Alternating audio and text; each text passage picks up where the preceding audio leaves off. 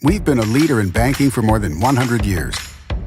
You'll find us here, at home, on your phone, and everywhere you go. Renaissance Bank. Understanding you. Member FDIC. Equal housing lender.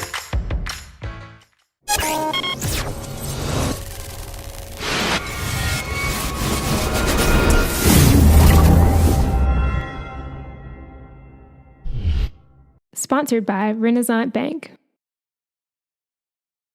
Good morning and welcome to Newsbreak for Monday, August 21st. I'm Derek Russell. First on today's show, we'll take a look at the Weather Underground forecast. Today will be partly cloudy, but hopefully you'll get a chance to see the solar eclipse. High of 92 and a low of 72. Your 3-day outlook: Tuesday, high of 94 and a low of 74 with a 40% chance of rain.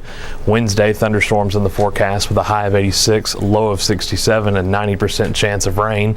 Thursday, sunny with a high of 87 and a low of 63. For more weather, visit djournal.com/weather. Our top stories for today. State leaders say efforts to rewrite Mississippi's school funding formula are not forgotten. Both House Speaker Philip Gunn and Lieutenant Governor Tate Reeves said there will be renewed efforts in the coming months to rewrite the Mississippi Adequate Education Program.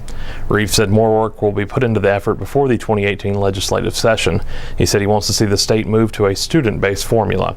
A spokesperson for Gunn said the speaker wants to get the formula right and not rush the process. Gunn and Reeves both hope to pass a rewrite of the formula this year, but they could not gain a consensus in the legislature. Gunn said he wants to provide a formula that is understandable and will provide a predictable stream of revenue. Critics of the rewrite effort have argued the MAEP is much easier to understand than an alternative proposal floated last year by consultant EdBuild.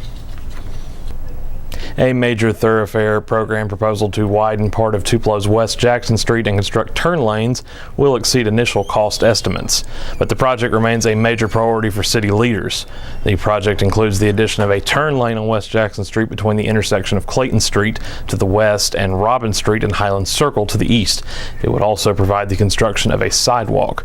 Tupelo City Engineer John Crawley said total project costs are estimated at between $3 million and $3.5 million. Those numbers are much higher than an initial cost estimate of $540,000. Crawley and MTP leadership have said the West Jackson work is needed because of traffic that routinely backs up. Crawley and MTP leadership have said the West Jackson work is needed because of traffic that routinely backs up, especially near the Gloucester Street intersection. However, some residents also are concerned about homes located near the road throughout the corridor. The project is likely still more than a year away. Dueling statements released on social media have exposed fresh rifts between the leadership of Tupelo and Lee County over the prospect of a new jail and law enforcement complex. In a Wednesday morning post on his personal Facebook page, Tupelo Mayor Jason Shelton said he opposes a Lee County proposal to pay for a new $51 million jail and sheriff's office compound with a tax increase. Those statements were not received well by Lee County Sheriff Jim Johnson. In his own post, Johnson threatened not to house Tupelo's prisoners at any newly built Lee County jail. Speaking later with the Daily Journal, both men were more tempered in their remarks. Shelton expressed regret for his post, but said he stood by his comments that leaders need to explore every option that does not include a tax increase.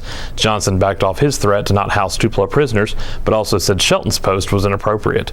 District 1 Supervisor Phil Morgan said he still plans to hold a vote by supervisors today on whether to proceed with a 600-bed facility. And in sports, high school football is back, and the Tupelo High School Golden Wave opened its season with a 34-25 win over Meridian. With THS up by just 1 point early in the fourth quarter, Stephon McGlaughlin hit Jordan Jernigan for a 30-yard touchdown pass to put the Wave in control. Tupelo will travel to Corinth on Friday. In other games, Shannon defeated Corinth 28-14, Pontotoc defeated Houston 41-12, Oxford beat Vicksburg 21-6, and New Albany knocked off Baldwin 21-14. That'll do it for Newsbreak on this Monday. Don't forget this show is one of the many online offerings courtesy of the Daily Journal that gets you news off the page and on the go. For a full list of those projects, visit djournal.com.